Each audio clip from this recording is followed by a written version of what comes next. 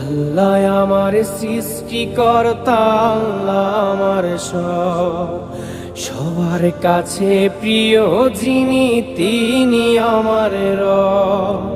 দুনিয়া করব সবাই আল্লাহর ইবাদত, দুনিয়া করব সবাই আল্লাহর ইবাদত।